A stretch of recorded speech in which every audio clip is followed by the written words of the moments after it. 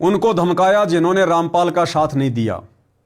Media क्या कह रही है कि रामचंद्र यादव ने उन लोगों को जो प्रशासन में हैं, राजनीति में हैं, उन लोगों को धमकाया जिन लोगों ने करोथा कांड के समय और बरवाला कांड के समय जिनकी सरकार थी, जिन्होंने संत रामपाल जी का साथ नहीं दिया। भाई दे ना दें, जबरदस्ती साथ थोड़े दिलवाएंगे। ये भक्ति मार्ग है, सबके अपने अपने संस्कार काम करते हैं। हम इस प्रकार से लोगों को गालियां दे दे के संत रामपाल जी का समर्थन करवाएंगे क्या? ये कौन से नियम में लिखा भाई? कौन से भक्ति के ज्ञान में लिखा हुआ है? यदि कोई संत रामपाल जी का समर्थन ना करे, कोई संत रामपाल जी को सहयोग ना दे, तो हम लोगों को मां बहन की गालियां दे दे के और संत रामपाल जी का समर्थन करवाएंगे। टोटल परमात्मा के भक्ति और ज्ञान के विपरीत क्रिया। जज्जर पुलिस की पकड़ में आने के बाद आरोपी रामचंद्र यादव ने पुलिस को बताया कि उसने बादली विधायक कुलदीप समेत उन सभी अन्य प्रभावशाली नेताओं और विधायकों को धमकाने का काम किया जो दोहरा मुखौटा पहने हुए हैं। अरे राजनेता तो सदा से दोहरा मुखौटा पहनकर रहते हैं भाई, तुम्हें नहीं पता इस बात का? जब तुम्हें इतना भी नहीं पता तो फिर क्यों भक्ति कर रहे हो? इसीलिए तो संत रामपाल जी हमें राजनीति और राजनेताओं से दूरी बनाकर रहने की शिक्षा देते हैं कि ये किसी के नहीं होते, किसी के भी ये अपने स्वार्थ के होते हैं। राजनेता का हमेशा दोहरा मुखौटा ही होता है। जो दोहरा मुखौटा पहने हुए हैं, रामचंद्र ने कहा कि उन्होंने उन लोगों को धमकाया, चाहे वह कांग्रेस के हों चाहे बीजेपी से, जिन्होंने सही वक्त पर संत रामपाल का साथ नहीं दिया जब उन्हें जेल भेजा जा रहा था। भाई जब संत रामपाल जी के परिवार ने उनका साथ नहीं दिया, फिर बीजेपी के विधायकों से, कांग्रेस के विधायकों से आप जी क्या उम्मीद कर रहे हो? और संत रामपाल जी को आपने क्या समझ लिया? आपने क्या समझ रखा है संत रामपाल जी को? 2 कोड़ी का इंसान, 2 कोड़ी का जीव, मानुष, आम संत। राजनेताओं का समर्थन चाहिए उन्हें। फिर क्या समझा आपने उनकी लीला को, उनके ज्ञान को? अब राजनेताओं के भरोसे आप उनको जेल से निकलवाओगे, उनकी जमानत करवाओगे। उनकी जमानत करवाने के चक्कर में अब आपकी जमानत के लाले पड़ गए। अरे उनको बाहर निकलवाने के चक्कर में आप अंदर चले गए, क्योंकि आप संत रामपाल जी की मर्यादाओं के खिलाफ जा रहे हैं। तो भाई ऐसी गलती ना करो। आपने गुरु बनाया है, किसी ऐरे गहरे व्यक्ति को नहीं, परम शक्ति को, समर्थ को बनाया है। और संत रामपाल जी को जेल से बाहर आने के लिए किसी राजनेता के रहमो करम की जरूरत नहीं है। तो रामचंद्र जी, आपके भी वही विचार हैं जो संत रामपाल जी के परिवार के विचार हैं। संत रामपाल जी का परिवार भी उनको मानुष मानता है, हल्के में ले रहा है, उनको परमात्मा नहीं मानता, और गांव वालों का समर्थन ले लेके उनकी जमानत की उम्मीद कर रहा है। आप रामचंद्र भी वही कर रहे हैं कि राजनेताओं ने संत रामपाल जी का साथ नहीं दिया। तो भाई ये तो गुरु को मानुष मानना है। अब जो व्यक्ति गुरु को मानुष मानेगा तो गुरु का आशीर्वाद सिर से हट जाता है। उसके बाद फिर यही होता है जो हो रहा है।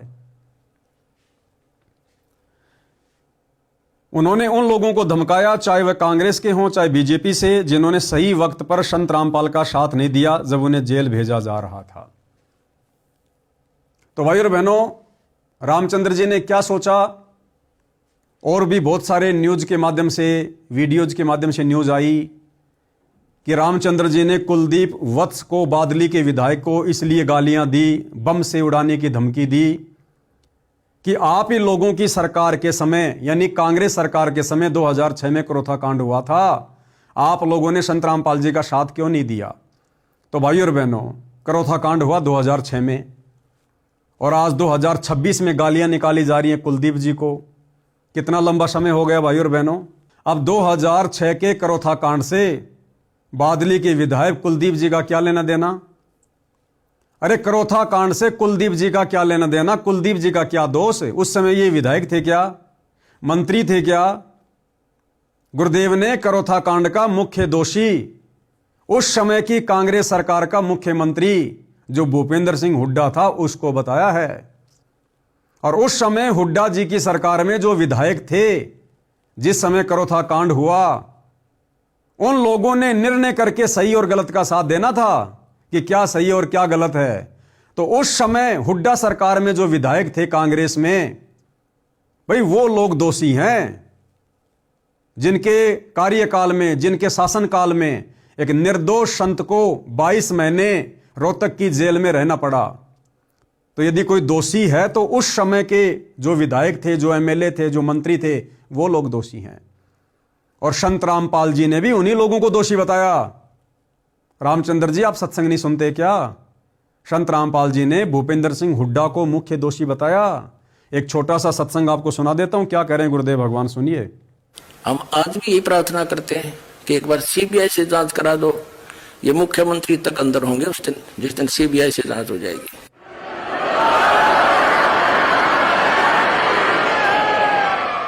ये मुख्यमंत्री हरियाणा श्री भूपेंद्र सिंह जी का इसमें मेन रोल है। इनाम आक्रमणकारियों के नाम देता है ये व्यक्ति। तो जितनी ये जांच हो जाएगी, इस टाइम तो आएगा, समय आता है। सदा हमारे बुरे दिन थोड़े रहेंगे, कदे तो सुनेगा हमारी भी दिन होगी परमात्मा। तो बताइए भाई और बहनों, कुलदीप वत्स, जिसका ना कोई क्रोथा कांड से लेना देना, ना उस समय वो विधायक था, उन्हें बेवजह गाली देने का कोई मतलब रामचंद्र जी के द्वारा नहीं निकला।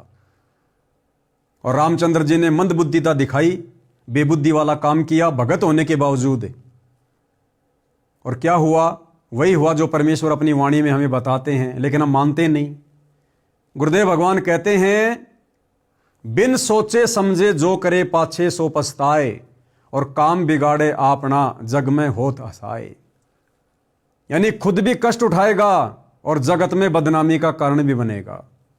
तो रामचंद्र जी ने जेल जाकर खुद भी ये आफत मोल ली, अपनी बेइज्जती करवाई, अपनी बदनामी करवाई, और साथ साथ अपने गुरुदेव भगवान की भी बदनामी करवाई, उनको भी निंदा का पात्र बनाया कि ये हैं संत रामपाल जी के परम भगत, ये हैं संत रामपाल जी के भगत। ऐसा समाज तैयार कर रहे हैं संत रामपाल जी।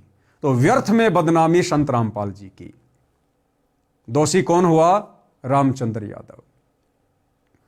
तो भाई और बहनों, आप और हमने इस प्रकार की घटनाओं से शिक्षा लेनी है। देखो, ये भक्ति मार्ग पक्ष और विपक्ष से दूर निष्पक्षता का है। गुरुदेव क्या कहते हैं हमें कि पक्षा पक्षी के कारण सब जग रहा भुलान। पक्षा पक्षी यानी पक्ष और विपक्ष के चक्कर में पड़कर पूरा संसार एक दूसरे का दुश्मन बना हुआ है, राग द्वेष ईर्ष्या में सड़ रहा है। लेकिन भगत के लिए परमात्मा गुरुदेव भगवान हमें क्या शिक्षा दे रहे हैं कि पक्षा पक्षी के कारण सब जग रहा भुलान, निष्पक्ष होके हरि भजय वो है संत सुजान। अगर रामचंद्र यादव जी ने अपने गुरु को परमात्मा मान लिया हृदय से, शतलोक आश्रम कमेटी की तरह जुबान से भगवान कहने से, परमात्मा कहने से बात नहीं बनती। मकान के आगे पोस्टर लगा देना कि इस घर में कोई बीड़ी गुटखा वाला अंदर प्रवेश ना करे, इससे बहुत बड़ा कोई भगत साबित नहीं हो जाता है। अपनी गाड़ी में, अपनी ई रिक्शा में किसी बीड़ी सिगरेट पीने वाले को बैठने नहीं देना, इससे बहुत बड़ा कोई भगत साबित नहीं हो जाता है। हजारों शतलोक आश्रम से जुड़े भक्तों के घरों के बाहर भी इस प्रकार के पोस्टर आपको मिल जाएंगे। लेकिन आज वो लोग क्या कर रहे हैं? वो खुद ही मर्यादा में नहीं है, बात बात पर राजनीति करके अपने गुरु को दुखी कर रहे हैं। गुरु के रहते सहते कागज के टुकड़े दाढ़ी मूंछ वाले कबीर को भगवान मानकर पूज रहे हैं, व्यभिचारणी भक्ति कर रहे हैं। तो इन बातों से कुछ नहीं होता भाई। परमात्मा कहते हैं भक्ति की गति कुछ और है, इस ज्ञान की समझ कुछ और है।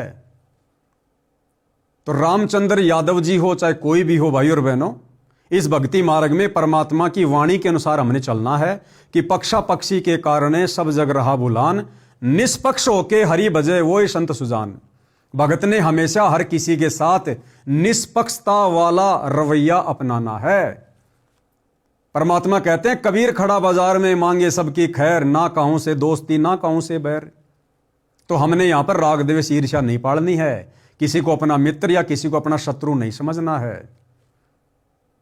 चाहे किसी कांग्रेस के विधायक की गलती हो करौथा कांड में, या किसी बीजेपी के विधायक की गलती हो बरवाला कांड में, भाई इन बातों का निर्णय परिणाम आने वाले समय में हो जाएगा। परमात्मा धरती पर है, जिसकी जैसी भूमिका, चाहे भगत हो, चाहे संत रामपाल जी के परिवार का सदस्य हो, चाहे कोई राजनेता हो, जिस व्यक्ति की जैसी भूमिका करौथा कांड में या बरवाला कांड में है, उस व्यक्ति को समय आने पर परमात्मा के भक्ति विधान के अनुसार ऑटोमेटिक फल मिलेगा। हम केवल लोगों को प्यार प्रेम से समझा सकते हैं, बता सकते हैं कि अभी भी समय है, अपनी गलतियों में सुधार कर लो, परम संत से माफी मांग लो, भक्ति पे लग जाओ। हम केवल इतना ही संदेशा दे सकते हैं। और क्या क्या आपने फायदा ले लिया? आप रामचंद्र जी, जब आपको झज्जर के थाने में लेकर आया गया, आपने सफाई देते हुए क्या कहा कि मेरा मकसद गाली निकालने का यह था कि लोगों का ध्यान बरवाला कांड जैसी, करौथा कांड जैसी घटना के प्रति हो। तो यह तरीका है क्या? लोगों को गालियां दे दे के हम बरवाला कांड की तरफ उनका ध्यान आकर्षित करेंगे क्या? मान लो आपने ध्यान तो आकर्षित कर दिया, लेकिन गालियां निकालकर खुद अपनी मर्यादा तोड़ दी, तो खुद का तो आत्म कल्याण हुआ ही नहीं, फिर दुनिया को जगाने का क्या फायदा? और यह परमात्मा के कौन से विधान में है? अगर गाली निकालने से आप रामचंद्र जी के अनुसार दुनिया का ध्यान बरवाला कांड की तरफ आकर्षित होगा, तो फिर 2-4 का मर्डर कर दो ना। अरे यूपी में तो बड़ी आसानी से बंदूकें मिल जाती हैं, देसी कट्टे मिल जाते हैं, हम देखते हैं आए दिन अखबारों में। तो लेके कोई देसी कट्टा आप रामचंद्र जी, आप जी के विचारों के अनुसार 2-4 लोगों को मार दो। अगर गाली निकालने से लोगों का ध्यान बरवाला कांड की तरफ आकर्षित होगा, तो 2-4 का मर्डर कर देने से तो बहुत जल्दी आकर्षित होगा। लेकिन आपको भी अच्छे से पता है कि क्या करने से होगा और क्या करने से नहीं होगा। तो आपने जो भी कुछ किया रामचंद्र जी, ये आपने काल प्रेरणा से किया, क्योंकि आप जी मर्यादा में नहीं हैं। अभी भी समय है।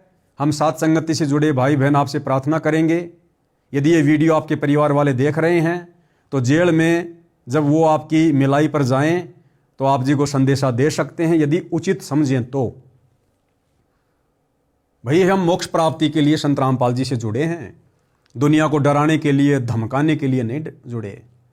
और ना ये तरीके संत रामपाल जी के भक्ति मार्ग में जायज़ हैं। तो विनती करेंगे अभी भी सतगुरु रामपाल जी से, अपने द्वारा किए गए भक्ति विरुद्ध कार्यों की हृदय से क्षमा याचना मांगे, और आगे से भाई एक भगत बनने की दिशा में 2 कदम आगे बढ़ाओ। भगत बनने की दिशा में अपने ऊपर दाग ना लगवाओ। इतिहास बन रहा है, इतिहास। और सतगुरु रामपाल जी इस प्रकार के कुकृत्यों से प्रसन्न नहीं होते। ये समर्थ हैं, सतगुरु हैं, अपने हिसाब से गए हैं। संत अगर जेल में गया है, अगर सामान्य संत है तो छोड़ दो, फिर क्यों भक्ति कर रहे हो? और तुम्हें लगता है कि मेरा गुरु भगवान है, तो जेल में जाने का फिर कोई मकसद होगा ना? अपने हिसाब से आएगा ना, फिर जो कार्य कर रहा है फिर अपने हिसाब से करेगा ना। फिर हम क्यों उनकी लीला में, उनके मिशन में बीच में टांग अड़ा रहे हैं? हम वो करें जितना उन्होंने हमें शिक्षा दी है, दीक्षा दी है, समझाया है। जिस अज्ञान और पाखंड को समाप्त करने के लिए गुरुदेव ने जो बीड़ा उठाया है, जो संघर्ष उन्होंने किया है, हम उनके पद चिन्हों पर चलते हुए वो कार्य करें, उनका ज्ञान प्रचार करें, भ्रमित भगत समाज को ज्ञान के आधार से सीधे रास्ते लाएं, समझाएं। हमने ये कार्य करना चाहिए। तो भाई और बहनों, ध्यान रखना, ये सतगुरु रामपाल जी का निष्पक्ष भक्ति मार्ग है। यहां सतगुरु रामपाल जी भी अपने उस भगत का साथ छोड़ देते हैं जो भगत उनकी मर्यादाओं से हटकर और इस भक्ति मार्ग पर चलने का जो प्रयास करेगा। तो किसी भी प्रकार से आप और हमने निकट भविष्य में गलतियां नहीं करनी है। जो गलतियां आए दिन काल प्रेरणा से मर्यादा तोड़कर सतगुरु रामपाल जी के बेटा बेटी, भाई बंधु, रिश्तेदार कर रहे हैं, सतलोक आश्रम कमेटी कर रही है और रामचंद्र जी जैसे भगत कर रहे हैं। बाकी कानपुर वाले रामचंद्र जी से मेरा, पवन दास का या किसी भी साथ संगति से जुड़े भाई बहन का किसी भी प्रकार का कोई मनमुटाव नहीं है। मैंने सन 2015 से 2020 तक जब रामचंद्र जी साथ संगति में थे, हमारे साथ में थे, बहुत अच्छी सेवा कर रहे थे। उसके बाद जब से उन्होंने साथ संगति को छोड़ा है, तब से आप जी देख रहे हैं उनके व्यवहार में, उनके आचरण में कैसा परिवर्तन आ गया।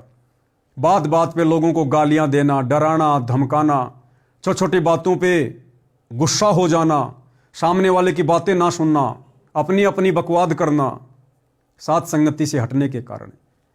तो हम तो फिर से रामचंद्र जी से विनती करेंगे, प्रार्थना करेंगे, भैया वापस मुख्य धारा में आ जाओ, गुरुदेव भगवान से हाथ जोड़ के क्षमा याचना मांग लो।